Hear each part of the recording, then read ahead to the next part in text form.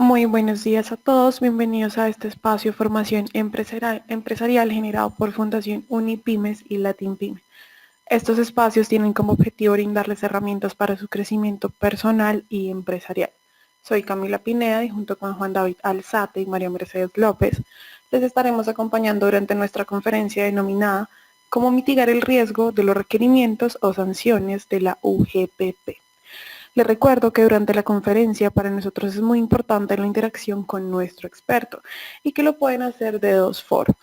La primera de ellas es vía chat, la cual se encuentra ubicada en la parte inferior derecha de la herramienta, y la segunda es el micrófono. ¿Cómo habilitamos el micrófono? Tocando la mano, levantando la manito verde que aparece en el panel de mando. Recuerden que si requieren el servicio de soporte pueden escribirnos vía correo a soporte@unipymes608.sohodesk.com. Les repito nuevamente, soporte@unipymes608.sohodesk.com. Antes de darle paso a nuestro experto y conferencista invitado, Abel Cupajita Rueda, queremos darle las gracias a nuestros aliados que hacen posible esta conferencia. Entre ellos, Banco de Occidente, Arus, Envía, Fundación Comeva, Protección y Mi Planilla. Ahora sí, bienvenidos nuevamente a la conferencia denominada Cómo mitigar el riesgo de los requerimientos o sanciones de la UGPP. Como les comentaba anteriormente, nuestro experto invitado es Abel Cupajita Rueda, quien es abogado especialista en Derecho Tributario, es especialista en Derecho, perteneció a la firma mundial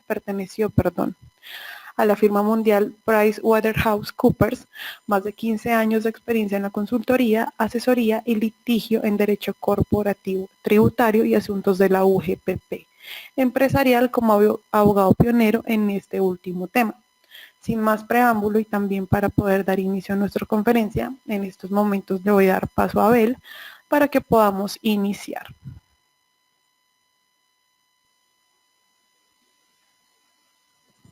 Abel, hola, buenas tardes, buenos días, ¿me escuchas? Muchas gracias, Camila. Estamos buenos. Perfecto, entonces en estos momentos te acabo de enviar la invitación para compartir pantalla y también para que habilitemos tu cámara. Ok, a ver. Listo, te confirmo que estamos visualizando tu pantalla, pero la vemos dividida en dos, entonces sí la podemos para que quede solamente duplicada en una. Okay, un segundito, la ven dividida en dos, ¿eh? Sí, señor. Ok, desconectemos entonces. Ahí, ¿ahora qué? ¿Estamos bien? La seguimos visualizando. Si quieres, en la parte de arriba donde dice usar presentación con diapositivas, ahí puedes darle la opción de duplicar diapositiva. Ya, perfecto. Déjame miramos, a ver.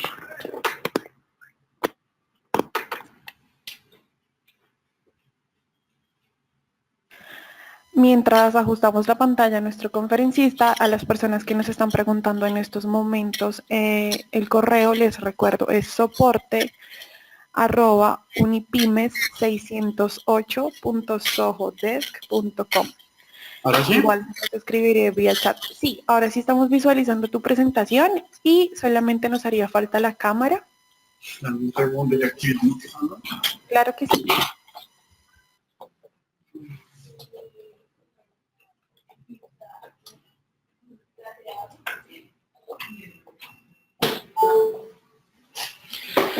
Cámara. Que presentador, nuestra pantalla, dame un segundo. Cámara web. Compartir mi cámara web. Ahí le di compartir, Camila. Vamos a ver. Perfecto. Sí, señor, perfecto. Abel, te estamos visualizando, también estamos visualizando tu pantalla y te escuchamos bien. Entonces, si quieres, puedes arrancar con la conferencia. Ok, perfecto. Bueno, frente a este tema, vamos a hablar, es un tema que prácticamente hemos organizado y que está para 3 horas aproximadamente de charlas y lo quisiéramos dar frente al tema del procedimiento tributario y parafiscal que se aplica en materia de unidad de gestión parafiscal. Dado al tiempo, pues lo hemos optimizado en este caso para 45 minutos y dejarlo así unos 10 minutos de preguntas y respuestas. Igual, como lo dice Camila, si tienen alguna pregunta, pues no hay problema, me pueden ir interrumpiendo y las vamos aclarando. Sobre el tema de mitigar riesgos ante la UGPP y poder atender requerimientos, pues efectivamente esto viene amarrado al régimen sancionatorio de la misma unidad de gestión parafiscal. ¿Qué pasa en estos casos? La mayoría de compañías tienen el chip solamente creado que eso es un tema meramente laboral, ¿sí? Cuando realmente este tema lo complementa varias prácticas del derecho. A saber, ¿no?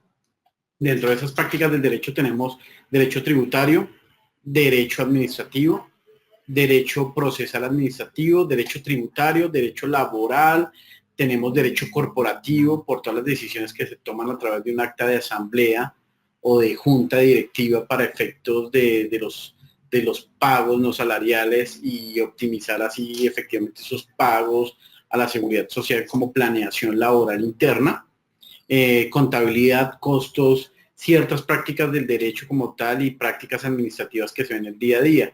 O sea que si aquellos que estaban pensando que esto es solamente un tema laboral, están totalmente equivocados. Precisamente se rige por las normas de carácter, en este caso se rige por el estatuto tributario, la unidad de gestión parafiscal.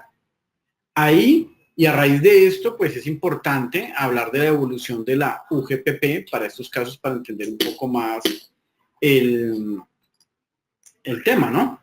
Y cómo ha evolucionado la unidad de gestión parafiscal. Algo que de igual manera se puede estar dictando en una hora, entrando a cada ley, a cada decreto, a cada acuerdo, pero pues en este caso no nos interesa porque solamente es importante entender las normas como referencia o las leyes. ¿Cuál fue la primera ley que creó la unidad de gestión parafiscal? Fue la ley 1151 del 2017. Esa ley 1151 del 2017 efectivamente creó a la unidad de gestión y aportes parafiscales como un órgano o una entidad o una unidad administrativa veedora de los aportes a la seguridad social, con la única particularidad que fue creada como un órgano consultor, nada más. Ahora, si lo vamos a traducir o lo vamos a hacer ver más fácil, pues era un ente sin dientes, un ente mueco, como lo dijimos en nuestras conferencias, algo suelto, un ente que no podía morder en ese entonces, en el año 2007. Acá les puse 2017, perdón, es 2007, es 1151 del 2007 como un órgano consultor. Posteriormente, estamos hablando unos 4 o 5 años después, el gobierno nacional pues se dio cuenta que acá existía un vacío fiscal y había una opción de incrementar el recaudo tributario y recaudo parafiscal. ¿Cómo lo hizo? Pues llegó la reforma tributaria del año 2012, que es la ley 1607, en su artículo 179, y le dieron poderes de fiscalización y facultades de fiscalización a la unidad de gestión parafiscal UGPP. Igual, hagámoslo más para dummies. Le dieron dientes a la UGPP, le dieron facultades para morder, para atraer a los contribuyentes.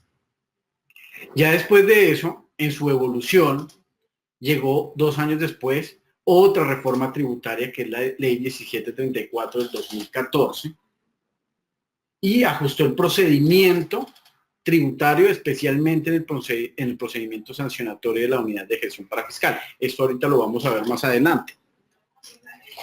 Ya después de ese 2014 pasó un año y llegó la unidad de gestión parafiscal y creó su propio acuerdo, que es el acuerdo 1035 del 2015, en donde habla de una reiteración del IBC, ajustes en términos para las respuestas, o sea, ampliación a las respuestas de los requerimientos de información, creó inspecciones tributarias a los recursos de reconsideración sobre años fiscales que estuviera fiscalizando, aclaró el tema del salario, sobre el salario integral, la forma del IBC para efectos de los aportes a la seguridad social, o no aclaró.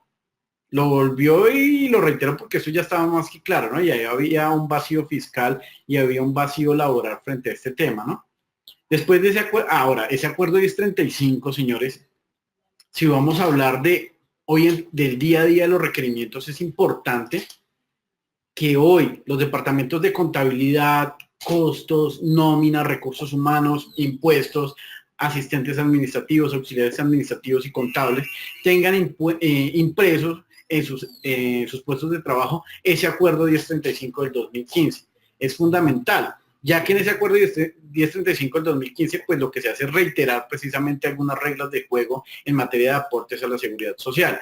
Pues se reitera y se tiene en cuenta qué es salario y qué no es salario a través del artículo 127 y 128 y 130 del Código Sustantivo del Trabajo, artículo 30 de la Ley 1393 del 2013, que nos trata sobre los límites a los aportes a la seguridad social, sobre esos pagos no salariales, ¿sí? El tema en ampliación de términos a respuesta a requerimientos de información que pasan de 15 días a 3 meses, y las inspecciones tributarias. Por lo tanto, al momento de recibir por lo menos un requerimiento de información dentro de un proceso de fiscalización, ustedes con ese acuerdo 1035 van a tener algo más claro, van a poder un poco más jugar y tener algunas directrices al momento de atender algún tipo de requerimiento, más no, pues no dejar de lado sus asesores que los puedan ayudar en ese caso, ¿no? Pero sí cuando reciban como ustedes como tal el primer requerimiento, el primer acercamiento en fiscalización, ese acuerdo les puede ayudar mucho para efectos de evitar vencimientos. Entonces, es importante tenerlo impreso. Ya posteriormente, un año después, llegó otra reforma tributaria, que es la Ley 1819 de 2016, y ajustó nuevamente el régimen sancionatorio. Esto que nos demuestra desde la reforma del 2014 al 2010 a la del 2016, en solamente ajustes del régimen sancionatorio y no de los IBC, no de la forma de pago de la seguridad social, etcétera, pues que efectivamente el gobierno nacional va detrás de un recaudo sancionatorio que es lo único que interesa y finalmente es lo que está llenando, para mí, en mi opinión personal, está llenando ese vacío fiscal que tienen hoy en día, porque pues la misma unidad de gestión para fiscal en sus informes de gestión habla con orgullo que han recaudado más sanciones millonarias que realmente sobre los aportes a la seguridad social, en esos omisos o inexactos, ¿no? Entonces hablan sacando y alzando la voz y empinándose de que han recaudado sanciones millonarias, ¿sí? Y han incautado bienes tratando al empresario, al industrial, al rentista de capital, como si fuera un delincuente. Y eso es lo que para mí, como abogado, y que llevo estudiando estos 7 años, este tema, con más de 40 compañías en asesoramiento, con requerimientos bastante altos, pues me da a entender que todo finalmente va detrás de un recaudo sancionatorio. Ahora, después de esa ley 1819 del 2016, reforma tributaria de hace aproximadamente 2 años y medio, llegó ahorita la ley 1943 del 2018, la actual reforma tributaria, ley de financiamiento, y a que no se imaginan qué hizo. Nuevamente reguló y ajustó el régimen sancionatorio. Ahora, lo ajustó, digamos, es que lo ajustó en sentido de quitarlo, eliminarlo y quitar esos 3 tipos de sanciones que tienen hoy en día para los contribuyentes. Fabuloso, no, al contrario, lo que hizo fue montar unas tablas, aplicar algún principio de favorabilidad que hoy en día lo limita a unas condiciones con la UGPP y que lo hace un poco imposible si no se sabe aplicar y que ya ahorita lo vamos a ver.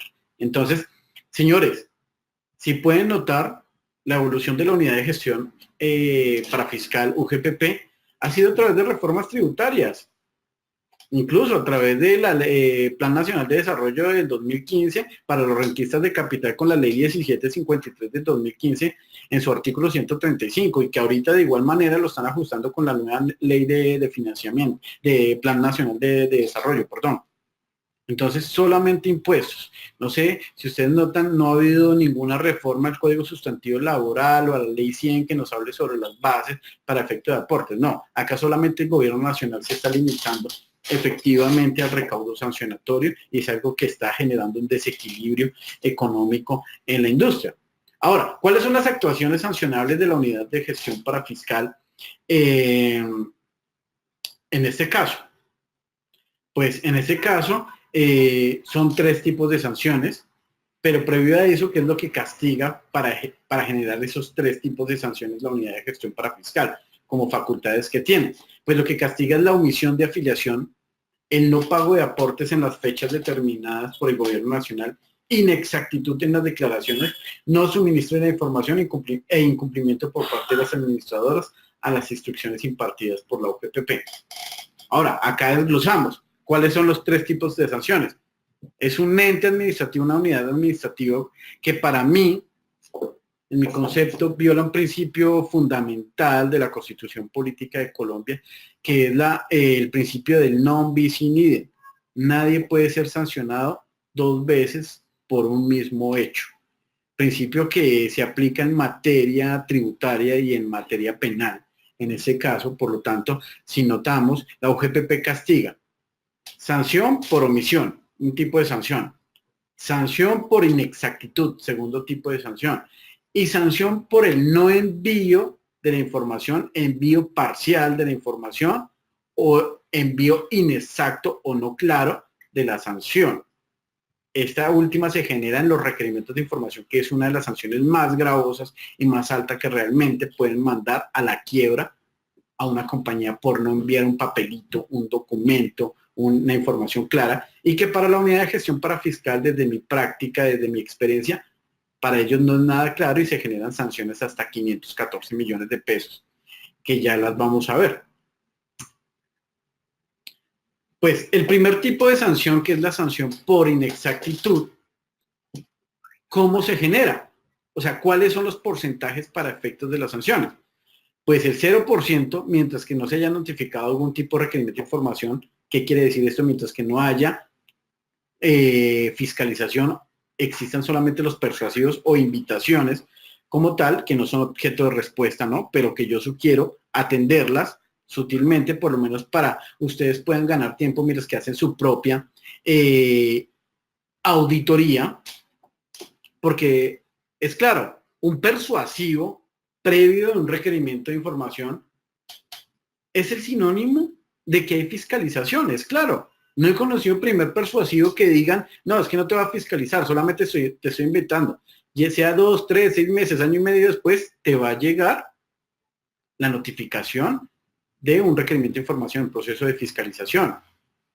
Yo creo que para ponerle algo, por lo menos, algo como para hacer agradable estos requerimientos de información y no hacerlos tan tediosos, podemos decir que esto coayudó Gabriel García Márquez en escribir esta ley de fiscalización y poderes de fiscalización ante la UGPP, ya que pues se ayudan con su libro Crónica de una muerte anunciada. Es claro que si hay un persuasivo, es una crónica de una muerte anunciada. O sea, ya sabemos que te van a imponer sanciones y que te van a fiscalizar. Así tú tengas la razón como contribuyente, porque eso es el problema, que hoy en día todos lo están contribuyendo. Para la UGPP todo es salarial, todo es salario y todo es objeto de aportes a la seguridad social sobre un IBC que puede estar inexacto.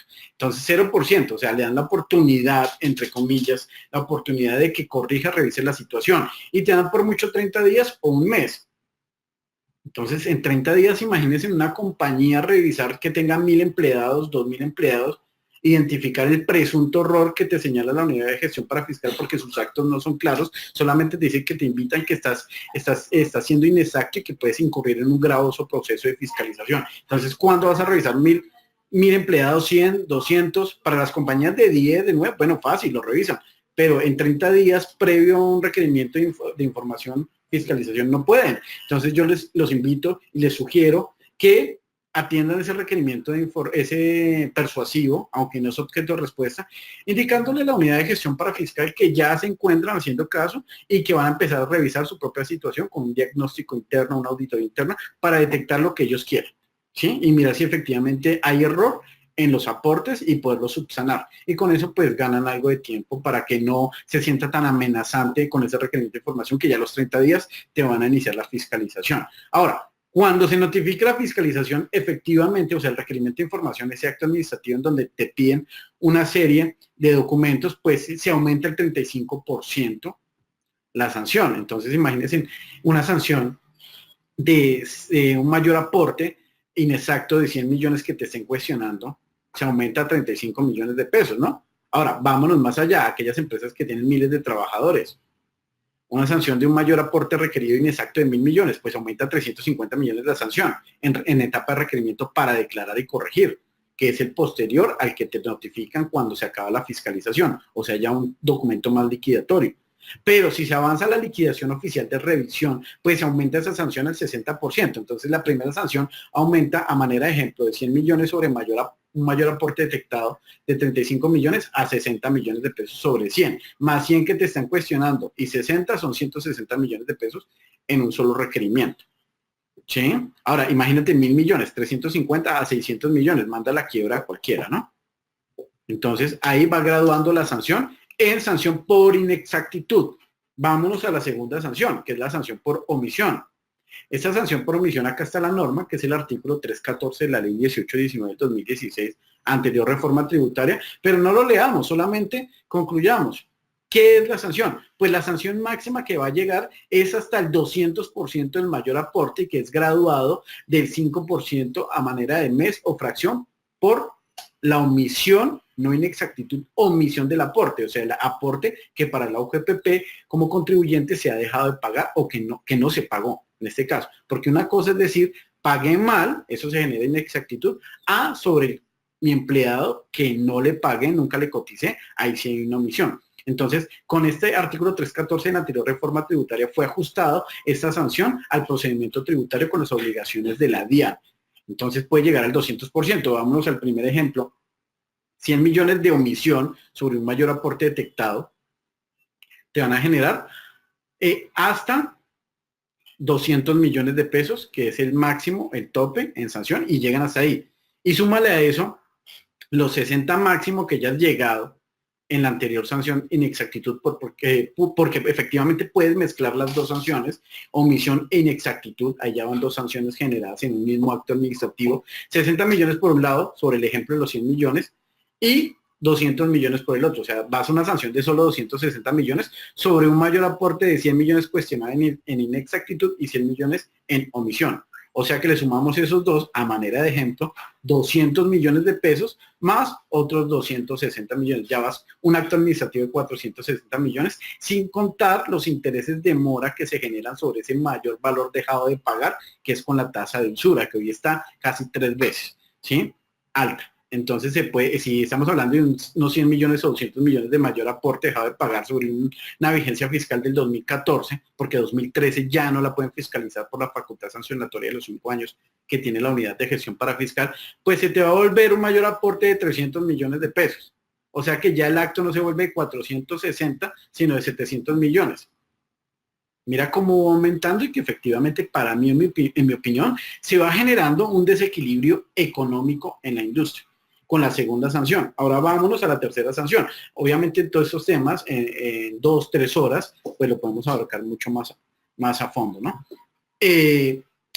Tercera sanción, la más gravosa, esa tabla que ustedes están viendo ahí en pantalla, pues que también de igual manera fue ocasionada y ajustada con la ley 1819-2016, porque antes era un taxímetro. Prácticamente te decía que los aportantes a los que la UGPP le solicita información o pruebas y la suministren dentro del plazo, y no la suministren dentro del plazo establecido o la suministren en forma inexacta o incompleta, se harán acreedores con la anterior reforma tributaria del 2016, o sea, en el 2014, a 5 unidades de valor tributario diarios. Era un taxímetro altísimo. Si hoy estamos hablando de 34.000 pesos, la unidad de valor tributario promedio por 5 diarios, pues 170.000 pesos te costaba el día en mora.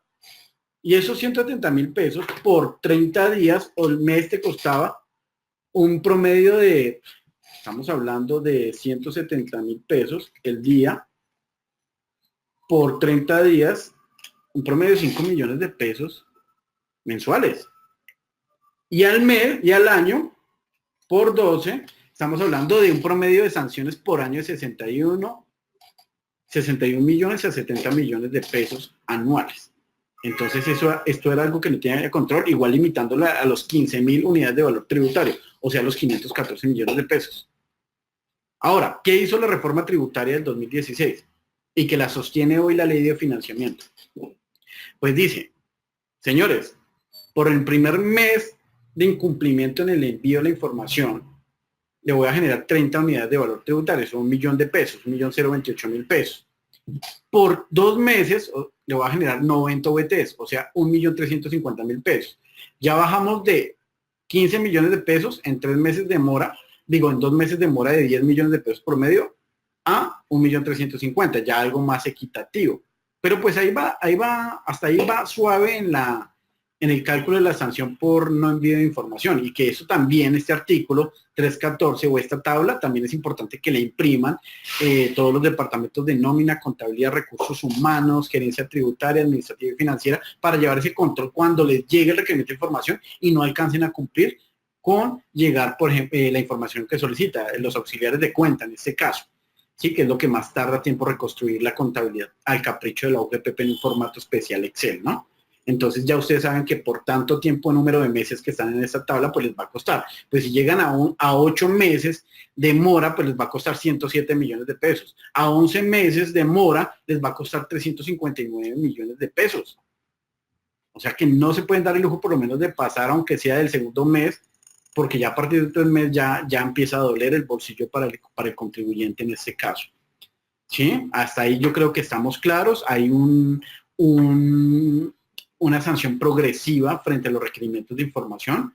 Entonces, ojo con la información que adjunta, mucho cuidado con la calidad de información, porque para la OGPP, si ustedes mandan medio cortado la información de contabilidad o nómina, que le haga falta un cero y para ellos es inexactas, le pueden estar decretando una mora por meses. Entonces, por no enviar un cerito que les cortó o no les subió bien por la página de la OGPP, que yo recomiendo, la verdad, radicarlo en físico y no por esa página, porque para mí no sirve para nada, porque genera el error y al año y medio están generando las liquidaciones parciales de estas sanciones. Y ustedes quedan como que, bueno, yo radiqué completa. No, y la sorpresa es que no, está inexacta porque no la pude bien o el PDF no me descargó bien, le dice el funcionario de la OGPP, y ya te ha generado 514 millones de pesos porque llevas un mes en mora o 12 meses en mora o 2 años porque ya llegó al top. Entonces es importante, para mí es importante y sugiero en la práctica que lo radiquen todo en físico para llevar hacia un control y foliado todo lo que radican y que sea claro, y eso tienen que revisarlo muy bien. Ahora, imagínense 514 millones de pesos por no enviar un papel de la lista de chequeo del requerimiento de información, por no enviar completa o inexacta, clara la información a una compañía que, a manera de ejemplo, solamente sea de un accionista y de 2 empleados y que le pidan información y genere solamente 100 milloncitos de pesos al año, o sea, un promedio de 10 millones de pesos o 12 millones de pesos mensual, depurando sus gastos y costos, que le quede de pronto una utilidad de 3 millones, porque es la realidad. Hay compañías hoy en día que tienen solo una persona de un yo con yo, un accionista, y tienen solamente 2 o 3 empleados, y les llega un requerimiento de esta información, y por equívoco o por error, porque entendió mal, y ya llegue mala información que le solicitaron, creyendo este contribuyente que la está haciendo bien, y le llegue a los 2 años una sanción de 514 millones de pesos, y genera solo 100 al año, o por mucho 200, lo manda totalmente a la quiebra. Pues cierre, apague y deje de contar, y bueno, vivamos de Sisbén, vivamos de la ayuda del Estado, de un bono porque me va mejor, porque la OGPP me mandó a la quiebra. Ahora, ¿qué hizo la reforma tributaria? Ley 1943 del 2018, la ley de financiamiento. Bueno, frente a toda la bulla, todo el boom que se estaba generando en la industria, y es que en este caso las compañías no lo saben, incluso los asesores laborales no lo saben, muchas veces porque es una materia tributaria y algunos no se meten en este tema tributario. Pero lo importante es que ustedes se enteren acá. Pueden aplicar un principio de favorabilidad retroactivo en este caso, solicitándolo especialmente para disminuir desde un 90 hasta un 50% la sanción declarada por no envío de la información. Esto no hay que confundirlo con un beneficio tributario permanente o un beneficio tributario ocasional que trajo la reforma tributaria, que es totalmente diferente. No, esto es un principio de favorabilidad aplicable a las reglas de juego de la OGPP, que se puede aplicar de manera retroactiva. ¿Qué quiere decir? Entonces me dice a mí esos numerales que modificaron el artículo 179 de la ley 1607 a través de la actual reforma tributaria, que si en la entrega de la información completa y con la calidad requerida, fíjense que dicen la calidad, porque acá estoy trayendo a colación exactamente lo que dice la ley de financiamiento, calidad, o sea que hay que tener cuidado con esto, que es lo que adjuntan, pues si entre el mes 1 y el mes 4 demora, ¿cuánto me cuesta entre el mes 1 y el mes 4? Me cuesta entre 1.028.000 y vamos al máximo, o sea, 15 millones de pesos generados de sanción. Puedo obtener la reducción del 90%, o sea, pagar solamente 1.500.000 pesos de los 15 millones de pesos si me acojo y solicito la aplicación de ese principio de favorabilidad cumpliendo un requisito. O sea, que mis ingresos brutos al año no sean hasta 100.000 unidades de valor tributario. Eso quiere decir que hasta un promedio de 3.400 millones de pesos. Si no estoy mal, calculemos. 34.000 pesos por 100.000 unidades de valor tributario, sí. 3.400.000 pesos, más o menos. Bueno, hay que calcularlo ahí. Son 100.000 unidades de valor tributario. Acá, un promedio, pues, de los 3.000 millones de pesos, pues si tienen esos ingresos por debajo se pueden acoger al 90% de la sanción, ya paga solo 1.500.000. Ahora, vámonos entre el mes 4 y el mes 8 de sanción. Mes 4 y mes 8, el 8 máximo cuesta 107 millones de pesos. O sea, si yo ya llevo el 8 meses de mora o inexacto o no, con la información no requerida y me cuesta 107 millones de pesos, pues puedo descontar el 80% si mis ingresos son hasta 100.000 VTs o el 70% si son superiores a 100.000 y hasta 300.000 VT o el 60% si son superiores a los 300.000 VTs. Pero vámonos al de los 100.000 VTs que aplica para la mayoría de compañías, el 80%. Eso quiere decir que de esos 107 millones de pesos voy a pagar un promedio de 20 millones de pesos y voy a aplicar un principio de favorabilidad de 80 millones de pesos. Ya generoso, ¿no? Ya cambia. Pero hay que hacerle seguimiento importante a esto y evitar que nos llegue al tope de los 12 meses. Porque entre el mes y hasta tiene una condición en la reforma tributaria. Acá, el siguiente, entre el mes 9 y hasta el mes 12, quiere decir que entre el mes 9, 164 millones de pesos aproximado, hasta el mes 11avo con 29avo día, o sea, 359 millones de pesos, te puedes acoger al 70%. O sea que de los máximos 359 millones de pesos que están en el mes 11, te puedes acoger un promedio a unos 260 millones de pesos aproximadamente, ¿no? Pero si llegas al mes 12, o sea, ya la sanción, o sea, mes 12 y un día de mora inexacto o falta de calidad o de no enviar información, ya no puedes aplicar el beneficio, el principio de favorabilidad, porque la norma en este caso nos dice que si ya llegaste hasta el mes 12, los 514 millones de pesos, ya no puedes aplicar principio. Entonces, mucho cuidado con aquellas personas que llegan mes 12, interpretan mal hasta el mes 12 y a los 514 le aplican el 70% y pagan solamente 150 y creyendo que se están ahorrando un promedio de 350 millones de pesos. No porque efectivamente la OGPP les va a requerir eso. Ahora, esto efectivamente lo están limitando, la norma lo está limitando, que debe ser a través de un principio de favorabilidad, debe ser a través de una solicitud especial, perdón. Esa solicitud especial debe elevarse a través de un formato que expide la OGPP, que a la fecha, por lo menos no sé, alguien me corrija, no lo ha sacado la OGPP, o sea que si yo lo voy a solicitar no puedo. Me tocaría esperarme hasta un pliego de cargos en donde me permitan dar respuesta entre los 3 meses siguientes o una resolución sanción, ya acto administrativo de fondo, para yo poder dar respuesta, interponer el recurso y elevar una solicitud especial dentro del mismo recurso o respuesta al acto administrativo para acogerme y pagando como tal la sanción reducida, ¿no? O solicitarle a la OGPP que le diga cuál es el formato especial, roguemos que ya lo tengan, porque si no muchas veces van a decir no lo hemos expedido, ¿no? Y lo mismo, te va a seguir corriendo los meses y te vas a generar la sanción máxima. Requerimientos de información, pues ya lo hemos dicho, se genera esta sanción por la no falta de información, que es información relacionada con contabilidad, nómina, pagos, costos, gastos, pagos a terceros, impuestos, etcétera. ¿Sí? Pero hay algo particular. Ustedes tenían en la mente, y yo les decía que es con una lista de chequeo de los requerimientos de información.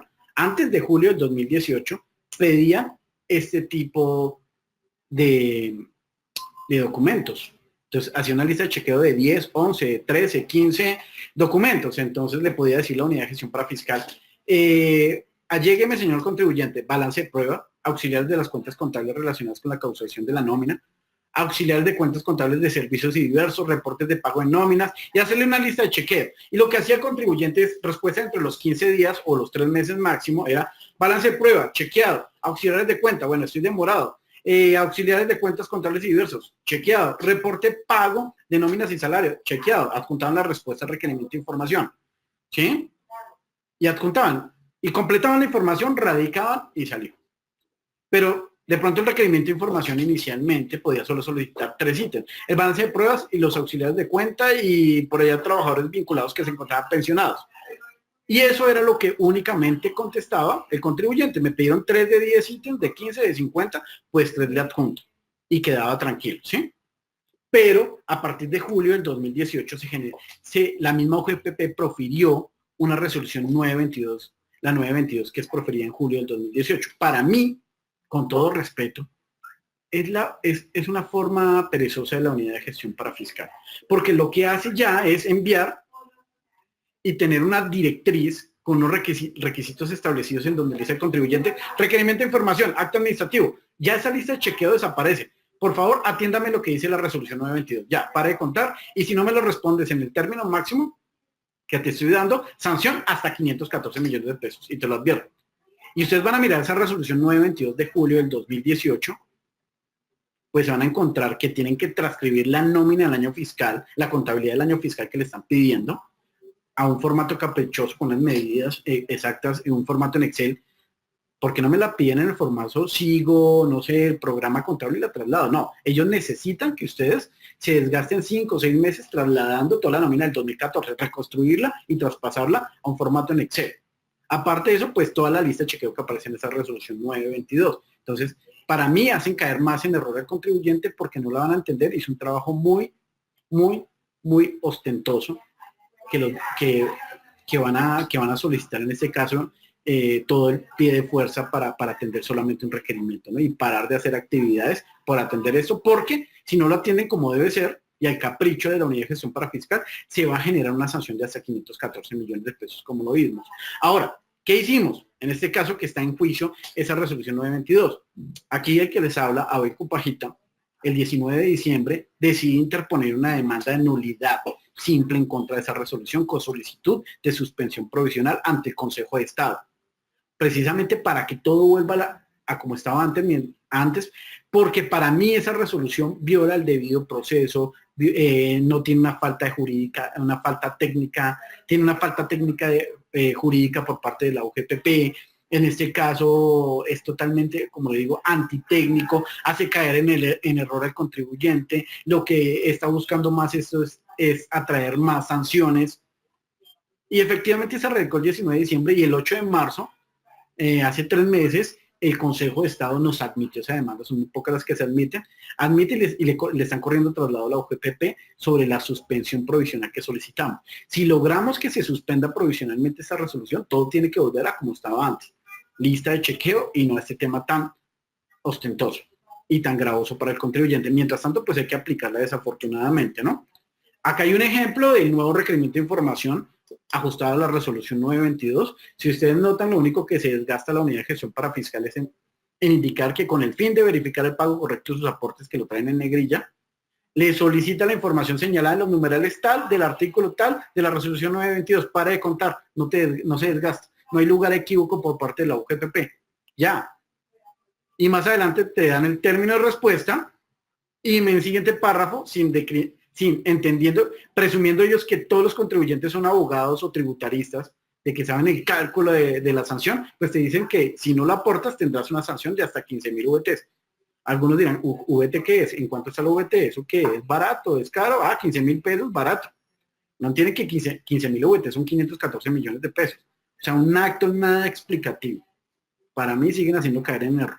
Y esto en una hoja se desgasta. Ya no tienen que copiar la solicitud. Entonces, eso es lo que estamos buscando, que vuelva a ser más didáctico y que la unidad se vuelva más amiga del contribuyente y no busquen más sanciones. Pero con este nuevo modelo están generando más sanciones. ¿Qué está pasando en este caso? Pues bueno, después de ese requerimiento de información se genera el requerimiento para declarar y corregir, que ya es liquidatorio, A ese tenemos 3 meses de respuesta que hay que atenderla en debida forma. Posterior a eso, se profiere 6 meses. La UGPP profiere la liquidación oficial como acto que puede revocar, modificar o confirmar las glosas propuestas y contra esa procede el recurso de reconsideración dentro de los 2 meses siguientes. Y 1 año va a contar la UGPP para resolvernos ese recurso. ¿Qué pasa en esto? Es importante siempre comparar el requerimiento inicial de declaración de corrección con la liquidación oficial y frente a la resolución que defina ese recurso en contra de la liquidación oficial. ¿Por qué? Porque se pueden encontrar irregularidades. Ejemplo, en el requerimiento para declarar, te están hablando año grabable 2014, te hablan de 100 empleados y salud y cajas de compensación, cajas de compensación y ARL. Pero en la liquidación oficial te pueden meter un gol, con todo respeto, un gol y te pueden decir, ya no son 100 millones, no son 100 empleados, sino 110 empleados, te aumentan los empleados. Aparte de eso, ya no es salud y ARL, sino también te meten pensión. Entonces, para mí eso hay que atacarlo porque ya no lo pueden hacer. La única forma que lo puede hacer el funcionario de la UGPP es con una ampliación al requerimiento para declarar y corregir dentro de los 3 meses siguientes a la respuesta inicial. Y no lo pueden hacer 1 año después, venir a modificar dentro del acto que atiende el anterior, pretendiendo que el contribuyente no se va a dar cuenta. Esos son puntos de derecho en materia tributaria que hay que atender y atacar y se deben caer por su propio peso porque son violatorios del debido proceso, como lo señala el artículo 29 de la Constitución Política. Entonces, ojo con esto, señores. Siempre enfrenten los actos administrativos previos para mirar que todo guarde relación. Lo que puede pasar es que confirmen las mismas glosas, los mismos trabajadores y los mismos subsistemas o lo revoquen y mejoren a favor del contribuyente, pero no es mejorarlo en tema de aumentar más trabajadores y incluir nuevos subsistemas. Entonces, ojo con esto. Con ese recurso se agota la vía gubernativa. Acá pues estamos hablando de la inclusión de nuevos hallazgos, que es lo que les explicaba en esos actos administrativos. Hay para mí, en mi opinión, y lo que más se ataca hoy en día, hay una indebida coordinación entre la parte emotiva y resolutiva en cuanto a la imposición de la sanción, porque arriba en el acto administrativo te dicen 1000 cosas de normas que no entiendes como contribuyente, y abajo, a la final dice, te sanción, te profiere una liquidación, tu mayor aporte es tanto y la sanción es de tanto. Entonces, para mí hay una violación al debido proceso también. No hay motivación del acto, como lo señala el artículo 45 de la ley 1437 del 2011, que es el Código de lo Contencioso Administrativo. Todos los actos deben ser motivados por la autoridad administrativa, o sea, explicarle al contribuyente de dónde salen las sanciones, de dónde sale ese cálculo, y no limitarse a enviarle un cuadrito en Excel al lado en donde efectivamente le están diciendo, oiga, acá está la inconsistencia, una X en el mes y ustedes tengan que adivinar y revolcar toda su nómina para este caso. Son 45 minutos que tenemos contra reloj. Con Unipymes la idea es organizarla en 2 horas para detallar más este tema y más el procedimiento, pero acá pues vamos como lo más sustancioso, ¿no? Igual, hay unos temas muy buenos. Quisiera hablarles del decreto 1273 del 2018 en la retención en la fuente, que tenemos un concepto muy bueno sobre la interpretación de esto, que es aplicable a este tema de aportes a la seguridad social. Y hay unos temas sobre bonificaciones, que es salario y que no es salario para efectos de UGPP en materia contable, en materia parafiscal, que acá con Unipymes se los podemos suministrar y que de igual manera al principio de la diapositiva o con Unipymes a través de Camila o María Mercedes nos pueden escribir para enviarles de valor agregado ese concepto. Igual me pueden escribir a abel.cupajita@sescolabogados.com o abel.cupajita@gmail.com y les podemos enviar ese concepto que hemos creado como abogados pioneros en tema de retenciones de aportes para fiscales, nuestra interpretación sobre las funciones propias de la entidad para ahorita lo que vienen a hacer a partir de junio del 2019 las entidades, y también ese concepto en bonificaciones que aplica temas de UGPP, ¿sí? Entonces es muy bueno, les va a ayudar bastante. Con Unipymes les podemos colaborar con eso si nos lo solicitan, obviamente. Facultad sancionatoria de la UGPP son 5 años. Como lo hemos venido diciendo, 5 años quiere decir que el 2013 ya cerró, ahorita 2014 cierra ahorita en enero del 2021, el 2015 cierra en el 2022, el 2016 en enero del 2023 y así van contando 5 años. Estos 5 años pues efectivamente dan un cierre. Ahora no se deben confundir, para mí en mi opinión personal no debe confundirse la facultad sancionatoria de los 5 años con la firmeza de las declaraciones tributarias. Porque yo les hago una pregunta, ¿a ustedes las declaraciones, las planillas cómo las presentan? ¿Anual o mensual? Obviamente las presentan mensual, ¿no? porque son periodos, enero, febrero, marzo. Entonces, porque la UGPP me profiere un acto administrativo cuando me habla año fiscal? Es que yo presento anual mis aportes a la Seguridad Social, declaro anualmente, debe proferirme 12 actos administrativos. Y para mí, de igual manera, de acuerdo con el 714 del Estatuto Tributario, y hoy con la actual reforma tributaria tiene 3 años de firmeza, y con antes del 2016 para aquellas fiscalizaciones del 2015, 2014, 2013, pues cerraban en 2 años las declaraciones. O sea, no daba lugar a hacer una fiscalización. Y eso es un debate que estamos llevando hoy precisamente a lo contencioso. Es una interpretación que estamos dando y esperamos que la coja un Consejo de Estado, porque para esto nos vamos a demorar 8 años, 9 años, porque no existe ninguna sentencia en la materia que hable sobre rentistas de capital y sobre UGPP empresarial, pero la estamos creando y esa es la interpretación. Y tiene una lógica tributaria totalmente. O sea, no puede quedar abierta de por vida una declaración, y en este caso, como esto se rige por normas tributarias, la firmeza de las planillas debe cerrar hoy en día con la reforma tributaria en 3 años, y antes del 2016 en 2 años, y estamos en esa batalla. Desequilibrio económico, como lo hemos visto, la inseguridad jurídica, sí, claro que sí la está generando, porque a pesar de que estás en discusión del acto administrativo final liquidatorio y tienes la opción de irte a demanda para seguir en la discusión, la UGPP no te respeta y te está embargando, con la excusa de que necesitas la admisión de la demanda, no la erradicación. Estamos en esa pelea actualmente también, porque no espera, no lleva ni un mes, 2 meses, cuando efectivamente ya te están embargando, generan una inseguridad jurídica efectivamente sobre el tema. Inseguridad jurídica, desequilibrio económico, total, absoluto, y es algo que debemos atacar precisamente. Pero bueno, todo esto, las sentencias, las tutelas que estamos interponiendo por violación a esos debidos procesos, tendrán que resolverse para parar esta unidad administrativa que en mi opinión es muy abusiva con el contribuyente y no se preocupa realmente por el aporte a la seguridad social, sino más por el tema sancionatorio y por cobrarse por derecho. Entonces, es un desequilibrio económico. Señores, muchas gracias. Terminamos en tiempo de entre los 45 y 46 minutos. De verdad que con Unipymes queremos precisamente hacerlo en 2 horas. Esto es una abrebocas sobre el régimen sancionatorio. Ya en 2 horas podemos ampliarlo más. Igual con Unipymes lo estamos ahorita, me lo confirman María Mercedes y Camila, las podemos hacer acá en Bogotá. Estas personalmente las podemos coordinar in-house para dictárselas y podemos llegar a ustedes para que la tengan más personalizada en favor, con con ayuda de Unipymes en este caso. Estamos abiertos a las preguntas, a las respuestas. Ahí están las direcciones de nosotros, la de Unipymes, que ya la tienen, y nuestra dirección de correo electrónico como aliados de Unipymes, para atenderles y enviarles el memo legal que hemos creado en materia de retención de aportes, de acuerdo con el decreto 1273, que es muy bueno. Lo sacamos en interpretación para que salgan de ambigüedad en estos temas, porque no hay claridad.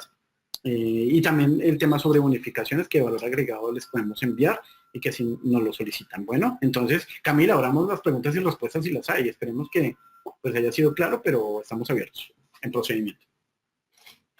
Claro que sí, Abel, muchísimas gracias por la conferencia del día de hoy. A nuestros asistentes, muchísimas gracias también por la presencia y por las preguntas que están generando en estos momentos. Antes de dar inicio, como siempre lo hacemos, a las inquietudes del auditorio, en estos momentos vamos a dar paso a nuestra acostumbrada encuesta interna de satisfacción para conocer su percepción respecto a la conferencia del día de hoy. La pregunta es muy fácil y en estos momentos está saliendo en sus pantallas. El conferencista desarrolló con claridad la sesión del día de hoy. Le reitero nuevamente, el conferencista desarrolló con claridad la sesión del día de hoy.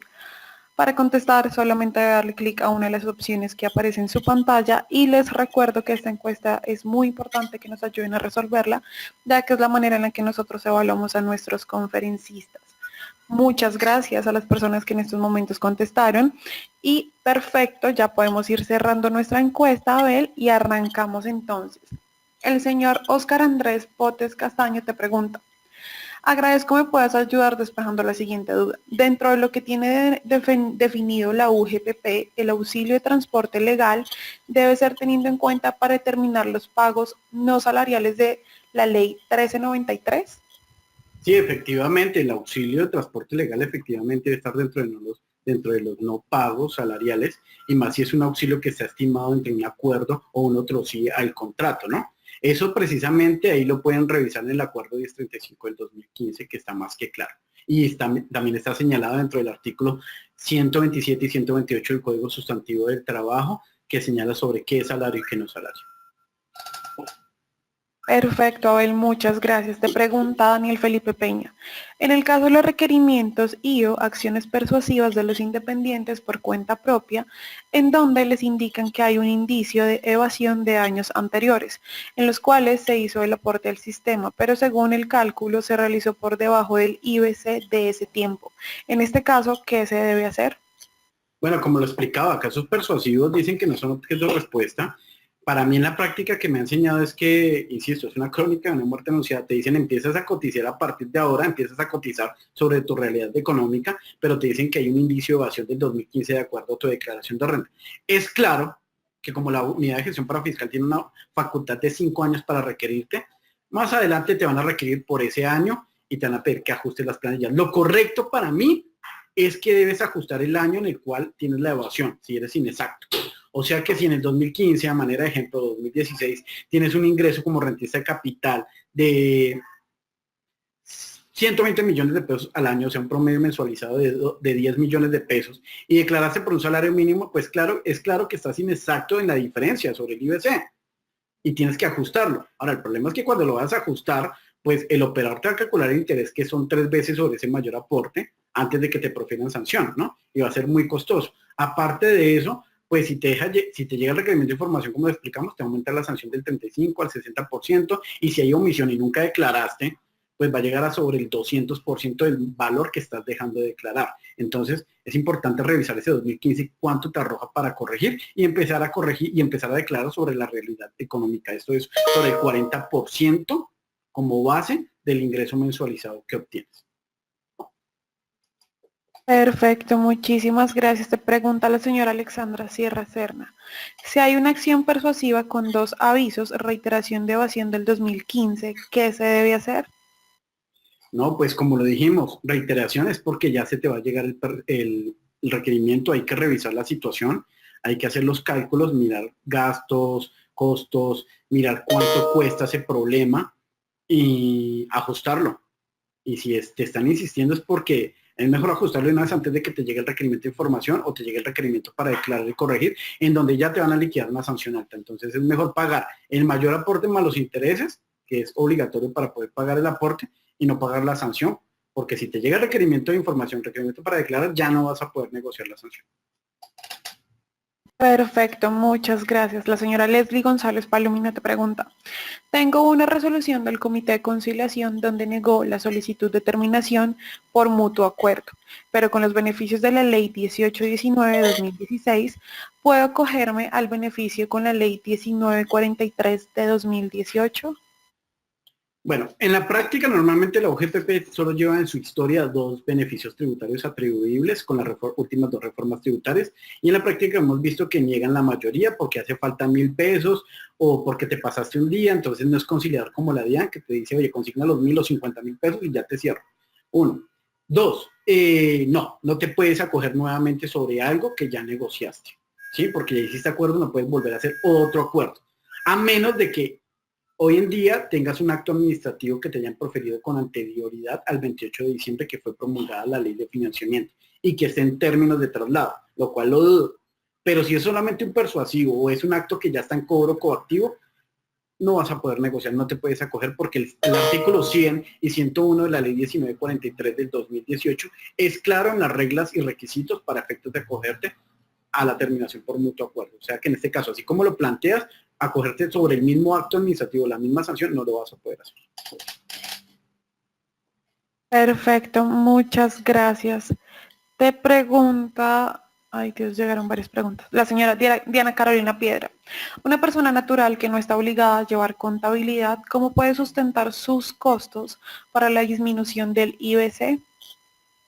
Pues todos los costos efectivamente de acuerdo al 107 del Estatuto Tributario tienen que guardar relación de causalidad, en este caso con la actividad productora de renta, son los únicos que son depurables y la forma de mostrarlos efectivamente, así no lleves contabilidad, es por lo menos tener toda la facturación a cargo con tu objeto social o como eres rentista de capital, no necesitas llevar contabilidad para este caso, ¿no? Pero para mí, bajo la interpretación y bajo el 135 de la ley 1753 que crea el sistema de presunción de ingresos y en armonía con el 107 del estatuto tributario, pues deberías depurar con todo lo que esté realmente justificado y sustentado en facturas que cumplen los requisitos para disminuir y llegar a un IBC exacto, porque pues se entiende que si te ganas 10 millones al mes de ingreso y realmente esos 10 gastaste 5 o 6 millones en costos atribuibles a tu objeto social, pues te queda una utilidad de 4 millones mensualizada. Y como ya has vencido el aporte, de acuerdo al decreto 1273 del 2018, pues ya sabes cuánto te quedó y cuánto te ganaste y sobre eso debes pagar, pero debe estar bien soportado al momento que te llegue un requerimiento de información. Perfecto, muchas gracias. El señor Darío Correa te pregunta, tengo ingresos por rendimientos financieros cuyo 40% es menos del salario mínimo. No me permiten liquidar por menos de un mínimo. Entonces, ¿qué debo hacer? ¿Me repites la pregunta, Camila? Qué pena. Claro que sí. Te dice el señor Darío Correa. Tengo ingresos con rendimientos financieros cuyo 40% es menos del salario mínimo. No me permiten liquidar por menos de un salario mínimo. Entonces, ¿qué hago? Bueno, si son rendimientos financieros en este caso, ya de entrada eres un rentista de capital, ¿sí? Y si eres empleado a la vez, pues tienes capacidad de pago. Entonces, si eres empleado a la vez, y entiendo que son solamente rendimientos financieros por debajo del salario mínimo, pues ya hoy en día, precisamente con el decreto 1273 del 2018, a partir de junio del 2019, ya puedes hacerlo proporcional sobre lo que pagas. Se entiende que si es por menos del salario mínimo el ingreso como rentista de capital por rendimientos financieros, pues no tienes capacidad de pago para hacer aportes, ¿sí? Pero a partir de junio del 2019 ya puedes hacer sobre el IBC, o sea, si tienes un ejemplo, 200,000 pesos de ingresos mensualizados, pues le sacas el 40% y sobre ese 40% pagas proporcional la seguridad social. A partir de junio del 2019 ya lo puedes hacer, ya puedes hablar con el operador pila, en este caso para que te lo ajuste como rentista de capital.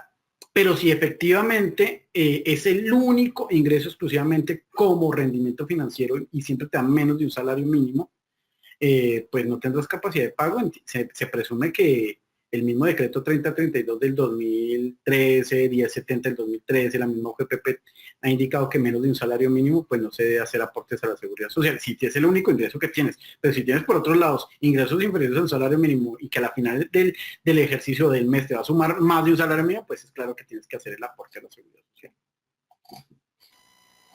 Perfecto, muchas gracias. Te pregunta el señor Oscar Eduardo Alba. ¿En qué formatos de la exógena de la DIAN o cuáles entidades utiliza la UGPP para cruzar información de una persona y requerirla? Bueno, la UGPP lo que hace hoy en día es cruces de información por bancarización, hace cruces de información con la DIAN, con la declaración de renta y con las mismas empresas como tal en pagos. Entonces pueden solicitar dentro de las facultades de fiscalización, puede decirle al contratante que le envíe todos los pagos efectuados a esa tercera persona o a esa tercera empresa, no sé, o a ese contratista. Ahí pueden detectar. Si no tienen cómo hacer cruces de información por información exógena, con la declaración de renta que hayas presentado, ahí cogen y detectan los ingresos objeto de una mayor aporte. Pero hoy en día, precisamente, y desde 2016, todo está bancarizado, entonces es muy fácil para el OGPP, como ente veedor de los aportes a la seguridad social, detectar si eres omiso o inexacto. Perfecto, Abel, dos últimas preguntas. La señora Angélica María Pereira te pregunta, las notas créditos por glosas que generan los médicos de cuentas de cobro que pasaron en periodos anteriores, ¿cómo hace uno para soportar que los ingresos del mes corriente se disminuye la base de cotización de aportes? Bueno, ¿cómo hace? Pues en este caso, frente a su contratista, pues se presume la realidad económica de él. O sea, si él te dice que se ganó contigo 10 millones de pesos y no sabemos si tiene otros 10 contratos, creo que por ese lado va la pregunta, pues él tiene que aportarte sobre los 10 millones el 40%, ¿no? Tiene que aportarse sobre ese 40% de como IBC. O si no, pues el contratante no va a poder deducirlo de su impuesto sobre la renta y porque no cumple ese requisito. Creo que así va si no estoy mal, así va la pregunta y pues así te enfocaría la respuesta. Perfecto. Y la última pregunta de la señora Leslie González Palomino te dice, las cajas de compensación están facultadas para realizar actividades de fiscalización y requerimiento de información. Ujú. Sí, correctamente. Están facultadas para hacer sus propios requerimientos, pero ahora van de la mano con la UGPP. ¿Qué puede hacer estos subsistemas? Pues te requieren y te dicen, oiga, mi querido amigo, lo veo inexacto, veo que no me estás haciendo aporte bien, pero no te pueden sancionar, solamente te recuerdan y te recuerdan que debes hacer los aportes y efectivamente pagar los intereses. Ya que si no haces caso, efectivamente te mandan el requerimiento a la UGPP y la UGPP ya viene, vela y te impone la sanción o te profiere un requerimiento de información. Entonces ya trabajan en armonía los dos, porque finalmente ya hay un ente que regula esta materia, que es la unidad de gestión profesional. Perfecto, Abel, muchísimas gracias por responder las dudas del auditorio. Por temas de tiempo no podemos seguir resolviéndolas, sin embargo, pueden escribirlas al correo consultoría@unipymes.com y allí se las haremos llegar a nuestro conferencista y también se las responderemos. Abel, muchísimas gracias de antemano por la sesión del día de hoy, por la conferencia. A nuestros asistentes también les agradecemos la participación que tuvieron. Antes de finalizar la transmisión, queremos también recordarles que en mayo tenemos nuestra capacitación ejecutiva de certificación como auditor interno en el SGSCT con énfasis en ISO 45001-2018 y Decreto 1072 de 2015.